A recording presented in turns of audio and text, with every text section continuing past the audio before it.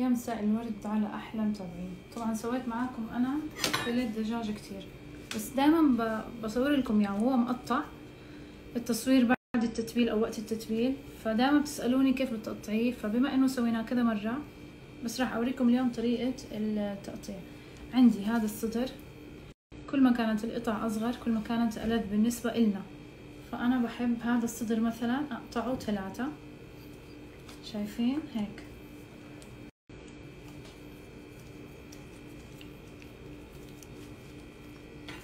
بحب القطع تكون رفيعة. طبعا اجوا معي 2 بس مو 3، لكن في صدر اكبر راح اوريكم كيف راح اقطعه. هنا هذا اكبر، راح اقطع هاي القطعة اللي بتكون هنا على حال، راح اقطعها كده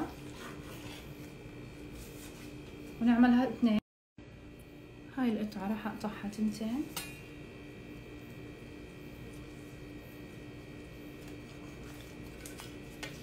طبعا اللحم او الدجاج بنستخدم السكين الغير مشرشرة زي هذه اللي هي العادية. وهنا هذا راح اقطعه كده بالنص. حكيت لكم بنحب القطع صغيرة، لو بتحبوها كبيرة عادي خلوه. هذه راح اقطعها 2 لانها مش كتير سميكة، يعني زي هيك شايفين. وهاي 3 وممكن 4 حسب السمك. راح ابدأ هنا، كل ما كانت رقيقة كل ما كانت ألذ في القلي.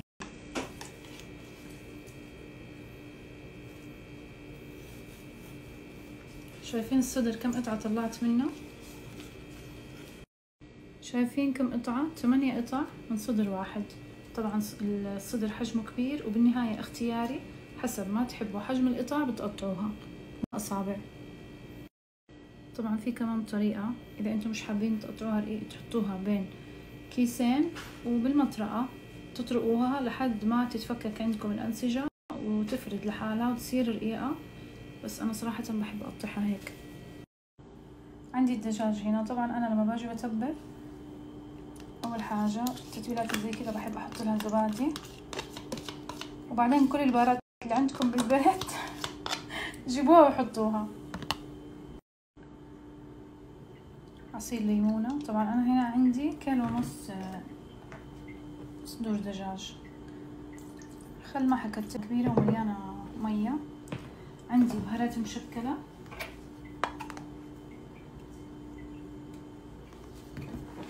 وعندي بودرة الثوم. كترت شوي لأنه ما عندي بودرة بصل، فعادي مو مشكلة متوفر. عندي كزبرة،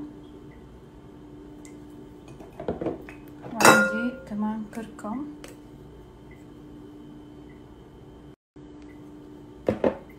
وزنجبيل. ما بيكتر زنجبيل بس بيعطي نكهة طيبة وفايدة. عندي بهارات بيضة وبابريكا،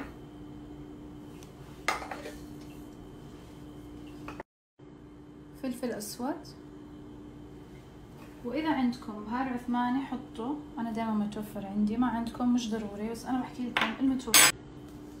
على فكرة انتوا لو حطيتوا تومة وملح وفلفل أسود حيطلع تتبيلة لذيذة مع الزبادي والخل والليمون.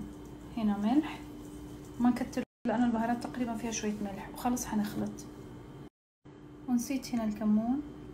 يا جماعة الكمون لأي حدا عنده قولون حطوه في كل أكلكم، بيعطي نكهة لذيذة، وكمان يعني للغازات مفيد. نسيته فقلت خليني أحطه. لازم أحط أنا في كل تتبيلاتي. حفظتوني: كزبرة، كمون، زنجبيل، ملح، فلفل أسود. هذا في كل أكلي تقريبا. راح أبدأ هنا أخلط كل المكونات سوا. دائما بحكي لكم يفضل التتبيلة تكون على الأقل قبل ب3 ساعات أو قبل بيوم، ولكن أنا دائما بتبل معاكم هنا على السناب أمانة يعني، وبطبخ على السريع وبيطلع الأكل لذيذ، ولكن حيطلع ألذ بلنا قبل ب3 ساعات أو قبل بيوم. بس ما عليكم، برضو أكلاتي بتطلع طيبة. يلا تعالوا قشروا معي البطاطا. هاي القشارة كم مرة أجرح فيها حالي، الله يستر اليوم. راح أحط ملح عليها، أحركها كلها بينزل منها السائل عشان تقرمش أكتر وتتملح كويس. للتغليفة عندي بقسماط، طبعا البقسماط هذا أنا نشفت خبز زيادة عندي بالزيت، أو خبز التوست لو فاكرين لما عملنا في رمضان وصفات طرف التوست وكذا، خبز برجر، الزوايد اللي عندي. وطبعا راح أحط نشا، طحين وبقسماط ونشا، ما بدي أكتر نشا، بكفي معلقتين، وملح. ممكن تحطوا كل البهارات، ولكن أنا اليوم مش حابة أكتر بهارات التغليفة، ملح وفلفل أسود.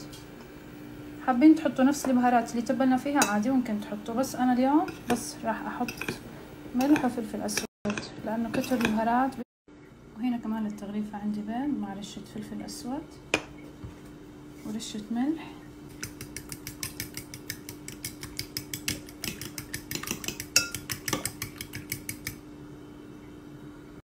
هناخد قطع الدجاج اللي تبلناها بعدين بالبقسماط كمان ممكن، بس أنا ما بحب الطبقة كتير تكون سميكة وتزيد السعرات الحرارية، فبس هيك.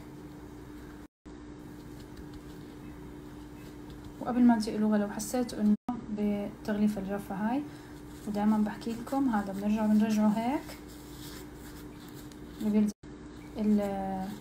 التغليفة تبع الدجاج بعد ما غلفتها، وراح نبدأ القلي. طبعا راح ابدأ اقلي، بسم الله الرحمن الرحيم. طبعا الزيت متوسط الحرارة، يعني انا مولعة من اول وموطية النار عشان اول ما ننزل الحبة شوفوا كيف تغلي، بس مش راح تنحرق على طول عشان تستوي منيح من جوا. كتير سألتوني عن قلي الدجاج والبروست بنفس الطريقة، بدكم تطولوا بالكم شوي، بياخد وقت. الفيليه طبعا أسرع من البروست، ولكن هاي الطريقة الصحيحة. شوفوا يعني أنا ما حطيته بالثلاجة، بس شوفوا ما شاء الله كيف الحبة نفخت.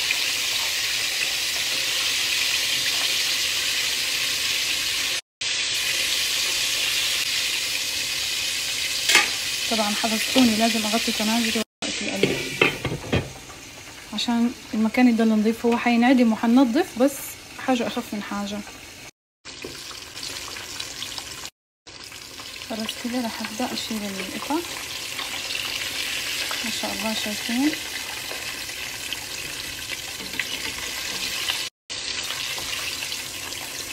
شوفوا كيف حتى شوي تحمروا زيادة، هذه لا كويسة.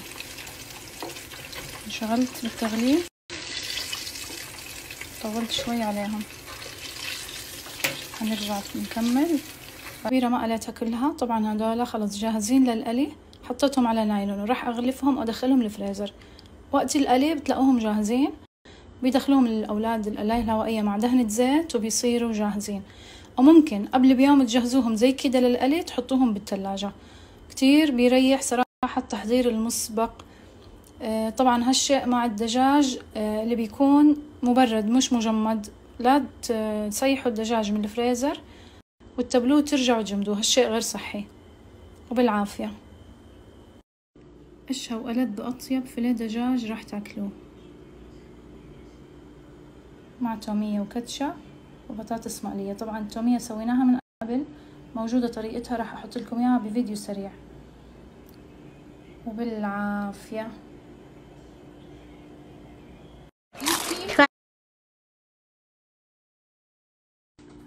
راح أوريكم الدجاج من الداخل. شوفوا كيف مستوي وطري. ولو حابينه مقرمش أكتر زيدوا النشا. أنا اليوم ما حبيت صراحة أزيد النشا، كل مرة بيطلع كتير مقرمش، فهيك بكفي.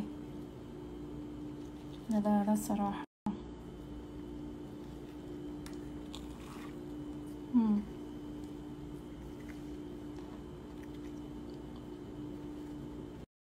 مع البطاطس ولا أطيب.